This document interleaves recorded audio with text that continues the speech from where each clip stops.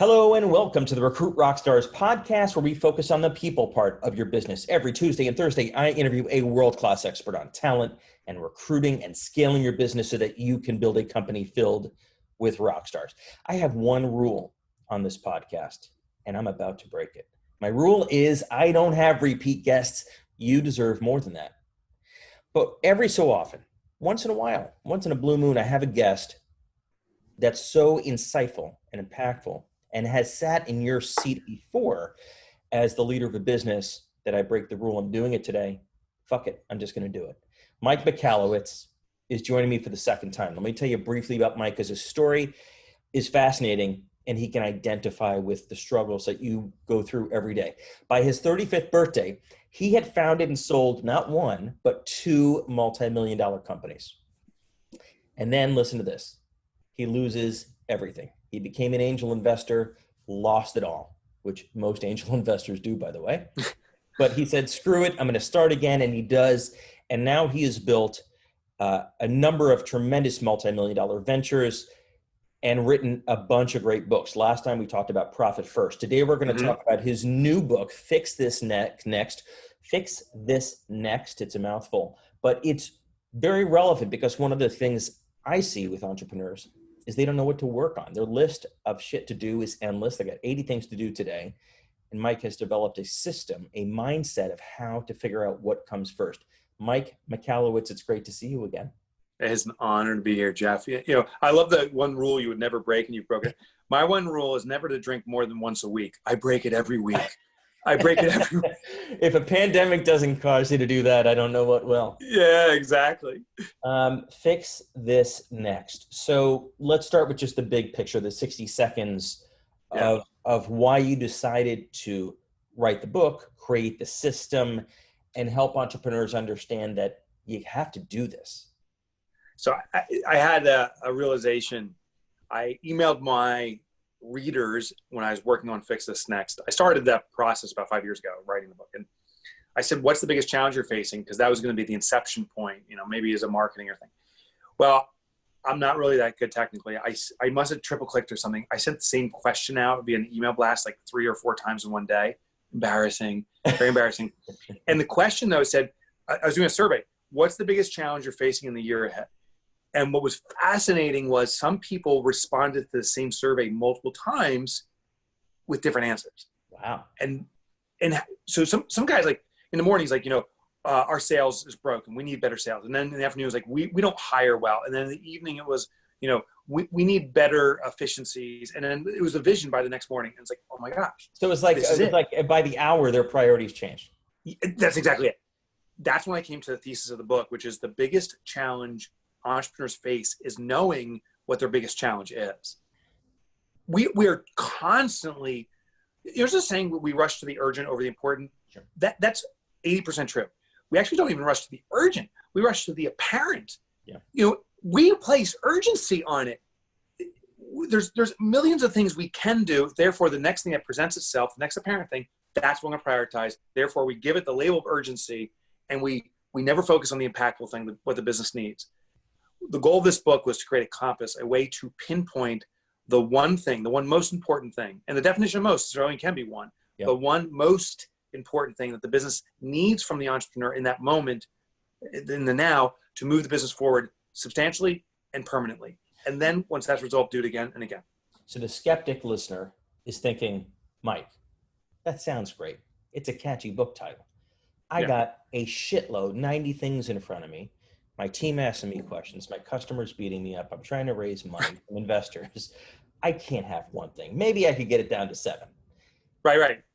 So help the skeptic understand how that's even possible. And then we can talk about how to go about it. Well, we can get a good analogy. If we had a chain between me and you, I mean, pretty long chain from New Jersey. Well, I'm in Knoxville, Florida. From Chicago. But say we had a chain between me and you. We could play a simple game of pulling on it and seeing where it'll break. The thing is this, we can't influence where it's going to break because it will always break at the weakest link. You could give me some slack and I could try to pull it hard and try to force another link, but it won't happen. The rigidity or the strength of a chain is only as strong as its weakest link. Yet, We could say we're going to strengthen this link and that link and just pick random links and keep on adding strength. It'll still keep on snapping in the exact same spot. The strength of the chain won't improve. Therefore, it's a theory called TLC, or theory of constraints. TLC? No, theory of TOC. You're thinking Michael Jackson. Yeah, exactly. In the mirror. No, theory of constraints, TOC. And the idea is within a business, at any given point, there can only be one weakest link. When we resolve that, a new weak link will present itself. What we're saying is all the links are weak, and therefore I need to do everything at once. That's the mistake. It has to be sequential. And that way it'll elevate the business every single time. So we can't randomize, we have to be specific. Your premise, I think, if I understand it correctly, is that, and you've kind of equated it to a hierarchy, Maslow's hierarchy of needs. And a company has a Maslow hierarchy of needs.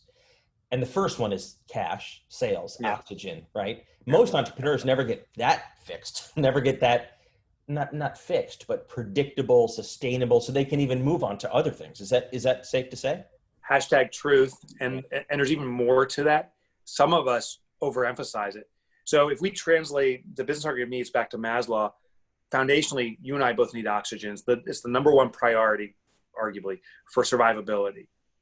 If someone gags us right now, this conversation is not relevant. It's all about we're suffocating. Well, in our business, cash is created by sales, but you can also get too much sales. You can actually breathe too much oxygen. It's called hyperventilation. That's actually just where you start getting dizzy. You can over-oxygenate and actually kill yourself. Well, in business, some entrepreneurs say, I got to sell my way out of this. Sales cures everything, which is total bull. Sales does not cure everything. Sales is necessary, but alone is not sufficient. It generates cash. We need to extract the cash. And what sales really does at a certain point is it starts translating to organizational stress. The more you say I'm buying from you, Jeff, and the more you sell to me, you have more and more obligation to me now to deliver on those promises. So if I oversell and I burden my operations of the company with all this stuff they can't deliver, I'm screwed. Yeah. So you put yourself in a more and more precarious position, more obligation, less strength, because we're not focused on profitability, which it can really put you in a dangerous position. A friend of mine, who I won't share his name, $250 million company, and myself and so many others judged him on that. Like, that's huge. Oh my God, you're unbelievable. His business went out of business. They did one project. They just misstepped it. They didn't manage the cash flow. I didn't realize they were on a day-to-day, $250 million company on day-to-day survival. Hundreds of people lost jobs. And he's such a good guy. Yeah. He's such a good guy. It was a calamity that this has happened. It happens all the time, right? It happens all the time. Don't be impressed with revenues, because if you're not making sustainable, predictable profit, and to your point, taking it out of the business, which goes back to profit first. That's right. I think doesn't matter. So as you try to get your arms around this base level of the pyramid, do you usually find, because you've worked with a lot of entrepreneurs, do you usually find the issue is their sales model, their pricing, they haven't productized it right? Is it they don't have enough margin? What's usually the weak link of the sales piece? I want to say yes to all of the above, because it does vary based upon businesses. The most common that I see is that there is not a consideration for margin, which is in the sales. I see that all the time. We believe more sales is good, not better sales is good. There's a disproportionate client mix. Like, we're all in on the big client. Like, they're 80% of our business, and then that client vanishes for some reason, and it's a devastating blow. Client concentration, big issue. Yeah, client concentration. Yep. That's very common. Yep. And there's also the marketing. I include in the sales component. There's potshot marketing. It's just like, I'll tell you this. I know a business is struggling when they say our number one referral source, and the number one marketing source is word of mouth referrals. That means they have no control over their source. Yeah. It simply means, I hope someone talks about us. Yeah. It's like relying on public relations as your primary. Exactly. Very dangerous. Exactly. So top three. So when you zoom out of sales, let's go back to the bigger picture. Back to the skeptical listener who says, okay, great, I got it. Weak link in sales. I should focus on that first. But I have a team of 50 people. They're all asking me to help with a million things. I've got customers I got to take their call. My sales team asked me to help close. I'm trying to raise money. So I have a board and investors. Yeah. The reality is there's just so much coming at me that I can't say no to all these things. Are you actually saying I should just say, no, sorry, go figure it out on your own? Or what is the system to triage those things so I can get back to focusing on that one big thing and fix it first? Yeah, I wouldn't say as much as a yes, no, as a deprioritization and prioritization. So the next level above sales is profit. And if profit is the problem, I'm not saying just focus on profit and let's not worry about selling anything. And this is not sequential, right? It's not sequential. It's like right now, while we're talking, you and I are both breathing. So that need is still being satisfied, but it's a subconscious behavior. That plate is spinning. We're just focused on something different. We're focused on, maybe even self-actualization, which is the highest level of Maslow right now. But in our business, that investor and all that stuff, all those need to be addressed, but they're not all the priority. They simply have to be told, our main concern right now is enhancing the profit in the organization and building a systemic way for extracting profit from our sales. So I'll have to call you back in a few days or a few weeks. That's what we need to do. What we are inherently doing, though, is we're putting equal priority on everyone. So the next apparent, the next one in line gets equal focus and urgency as everyone else. And that's the problem. So fix this next is not ignore everything else. It's what you need to fix next. Take care of that, bring it to resolution, and then address the next thing while keeping the plate spinning in the organization. It really is a plate spinning exercise, isn't it? I picture it really is. Stage, and as soon as that one starts to slow down, he runs over and fixes it. Yeah. But that's like the human experience is that way too. If you look at Maslow's hierarchy, all the plates, when I say spinning, it has a negative connotation because we see breakage, but there's all these automatic behaviors that are adequately addressed. Once something is adequately addressed, we don't have to concern ourselves with it. What's not being addressed right now. Yeah. So that's why in Maslow's hierarchy, it's not about climbing to the top and saying, I'm in self-actualization, I've arrived. You'll touch on it. And then all of a sudden one day, all the stores are closed and there's a pandemic and you can't get food anywhere. Yeah. That becomes a priority and you'll bounce back around. How often do you recommend that leaders rethink the list to figure out what comes first? Is it daily, weekly, monthly? It's a linear progression. And what I mean by that is once you've adequately satisfied the next need, you move on to the one after it. Okay. In some cases, so within the fix this next hierarchy, there's 25 elements that make up the DNA of all business, I argue. Yep. And once you satisfy one, something can take 15 minutes. There's this thing called lifestyle congruence. It's usually just a simple calculation. Then 15 minutes later, you're on to the next need. Yep. But other ones like client converting, that could take months to really master. Then you have to do that whole process. And once that's on a path to permanent resolution, then the next one. So we progress linearly. Got it. People listen to the show because we talk about the people part of business. So, but next and the final few minutes, I just want to talk about that, right? Talk about what you've learned around fixing this first when it comes to the people. So there's recruiting and onboarding, training and development, firing people, building culture. Can you share a few observations from entrepreneurs around where they go wrong on that part? For sure. I'll tell you, many entrepreneurs go horribly wrong on day one of a new employee's experience. Because if you think about this, I can almost guarantee the first question, maybe the only question that a new employee will get when they get home that day from work. How was your first day? Yeah. And for so many new employees, it's like, I was ignored. No one talked to me. And I just had tons of paperwork. Or, now with COVID, I was just stuck behind a computer. I don't even know who I work with. I just knew I had to get these projects done. Yeah. That's a real letdown. The first impression is your only impression. We just brought a new gal on to our company. Her name's Marixa, and she's doing some of the IT infrastructural stuff before us. Her first day in this COVID pandemic, she literally started 2 weeks ago. She came on board, the president of our company, Kelsey, called her and said, hey, if you can, just go to your front door real quick at your home. And she did. There's a package waiting for her. We had a courier deliver it. And she opened it, and it was a celebration. So balloons come out, and a welcome note comes. There was at a strippergram. A guy in a police suit did not. right. He pulled his shirt up, and we got sued, and we're now out of business. We're out of business. So a big coffee mug and chocolates, and we also asked her during the interview process, hey, tell us about the people who are helping you with this decision. It's never done alone. Well, she has a boyfriend who was kind of giving her insights and stuff. So we got the boyfriend some cigars. We heard he likes cigars. So now when the boyfriend or her loved ones come to her that night and say, how's your first day? She's like, you got a gift? Yeah. It's unbelievable. Yeah. The champion for an employee's kind of mental welfare is not the employer as much as the loved one at home, who every day is like, I can't believe you work for those idiots. Like when are you going to finally quit? Yeah. Yeah. Or you have them saying, they sent me cigars. Like, this place is awesome. Crush it today.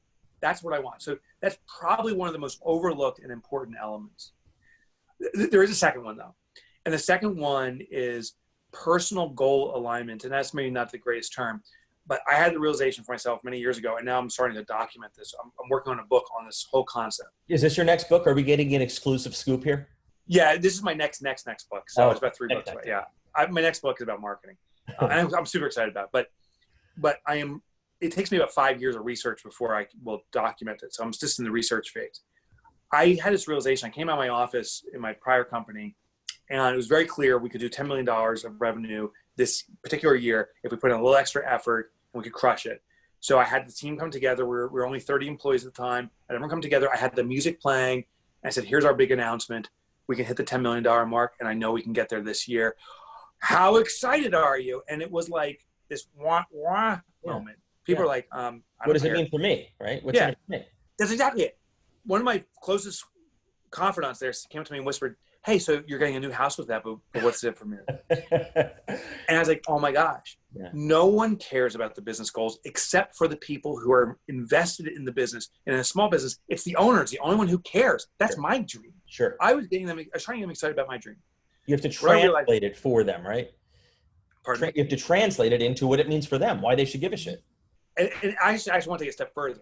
I didn't even know what their dream was. Like, I found out that Jenna wanted to buy a house. I found out 4 of my employees wanted to learn Spanish. These little micro dreams, little aspirations. Once I understood their individual aspirations, I realized my job, it isn't saying that $10 million translates that. It's saying this job is a pathway to support that. We said, let's start hiring a Spanish speaker to teach us Spanish. We actually said all our text going forward, when we text amongst each other, is only in Spanish.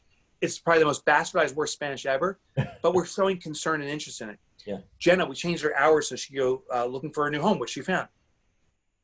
We are more concerned about our individual team members achieving their individual aspirations. And as a result, by walking that path together, my vision, my dream is likely to come true. We don't have to worry about it. They know they're out there, but it's about their dreams. The sense of ownership over their jobs has increased tremendously as a result. And there's no, do you give equity to people, or it's no? Okay. Oh, we do profit. We actually do a profit share. And roughly how many people in the company? My current company now, we have 12 or 13. Okay. So do you think that scales? In other words, do you think you get to a certain point where that's just not possible, or is that an excuse that you? It scales. Well, it scales to 650 employees because there's a company called Jancoa run by the president, Mary Miller, who does this. There was a book called The Dream Manager, which was the story of this company, Jancoa. It's a janitorial company.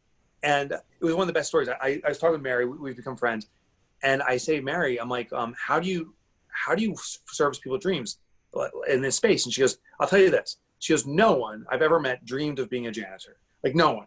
So she goes, it's not about like, you can ramp up your job or have the greatest title. She goes, but we all have individual aspirations. Someone wants to learn a guitar. Someone wants to be the first generation that went through college. She goes, those are dreams I get. She goes, we don't fund it. We don't say, okay, here's $40,000 for your college. We bought you a guitar. She goes, but we make it the focus of their job. And when they earn that dream through our job, through their own effort, they value it. If we just gift it to them, it's a wonderful gift. It's a great gift, but it's giving a man a fish and not teaching him to fish. She goes, we teach our folks to fish. That company has the greatest retention rate compared to its contemporaries by like 300%. It is significantly better. The performance of that company per person, extraordinarily more productive. And it's not that they have a better system or anything. They just care about people's individual dreams. Which means she must hire managers who care and give a shit and ask their people, and there it cascades down. That's exactly it. That's exactly it. They have clients referring. Their clients so get it that when they're servicing a building, they don't necessarily have the whole building, but there's a building manager that says, hey, you guys have like 6 of these levels here in this building, but this other janitorial company has it. There's just one person here that's so nice, but they're not being treated beyond just being a machine. They should really work for you. Yeah. Her clients become recruiting centers, introducing talent. It's really powerful. Reduces your cost of acquisition to acquire employees and increases retention. Mike Michalowicz, you are a inspiration and a fountain of knowledge. You must be like 150 years old or something, because my beard looks like I am. You have COVID beard. Yeah, no, I just appreciate that compliment.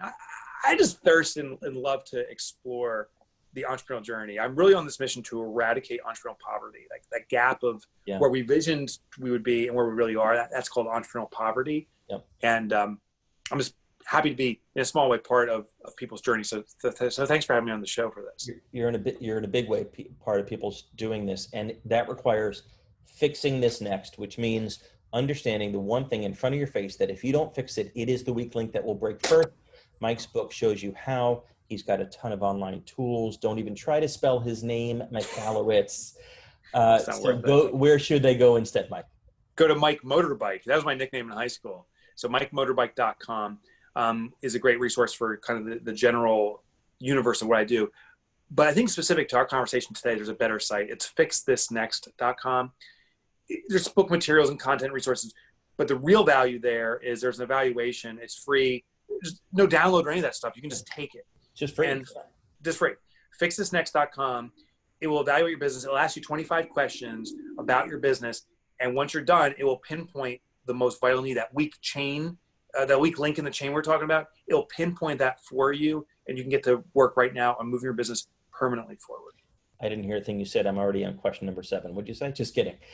Mike, Mike, thank you so much. MikeMotorbike.com, fixthisnext.com. And Mike, be well, be safe. You too, brother.